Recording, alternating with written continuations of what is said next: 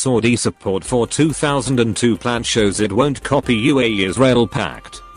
Saudi Arabia stood by a 2002 Arab peace initiative, indicating it's unlikely to follow the United Arab Emirates in establishing formal ties with Israel anytime soon. Saudi Foreign Minister Prince Faisal bin Farhan said on Wednesday that his country remains committed to the older plan, which called for normalized relations only after Israel withdraws from territories occupied in the 1967 war and claimed by the Palestinians for a state. That said, any efforts that promote peace in the region, that result in holding back the threat of annexation, could be viewed as positive, he said, speaking during a news conference in Berlin alongside German Foreign Minister Heiko Maas.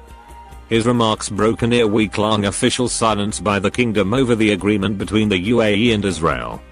As Egypt, Oman, and Bahrain welcomed the deal, observers had awaited a reaction from Saudi Arabia, the biggest Arab economy and a symbolic leader of the global Muslim community.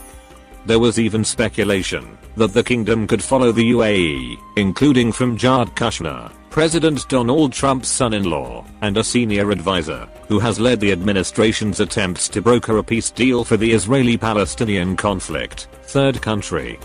Yet the likelihood of an imminent Saudi-Israeli normalization is very slim, said Abdulaziz Al-Ghashian, a researcher of Saudi foreign policy toward Israel. Saudi identifying itself as a leading Muslim and Arab country is the chief constraint. The UAE's decision last week made it the third Arab country to normalize relations with Israel, joining Egypt and Jordan. The announcement sent shockwaves through a region where the Palestinian cause has been a cultural and political touchstone for decades, with Israel viewed as a public enemy for occupying Palestinian land. But it had been expected after years of clandestine ties as Gulf Arab countries and Israel drew closer to confront a common foe in Iran. Saudi Arabia's silence before Wednesday's remarks likely reflected the complexity of weighing public opinion and the government's long-time support for the Palestinians against changing security realities. The kingdom uses silence to circumnavigate diplomatically sensitive issues, Al-Ghashian said. It also buys Saudi time to see how things will pan out. Saudi Arabia's government-sanctioned media did praise the UAE's decision, though, potentially highlighting a shift in views among decision-makers in the close ties between the countries.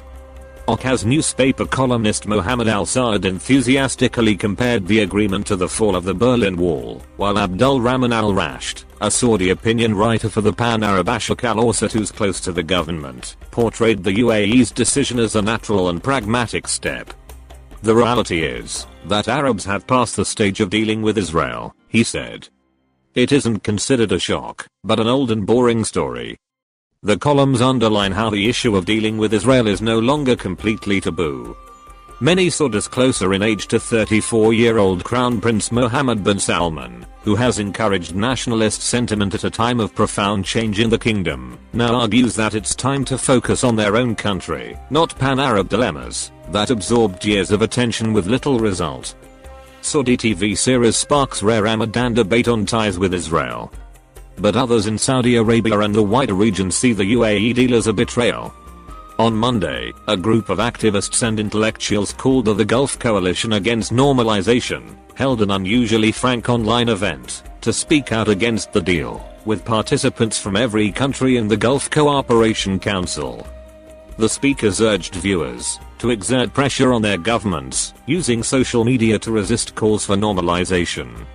Many Saudis expressed relief after the foreign minister's statements on Wednesday, reassured that the kingdom's official view wasn't changing yet.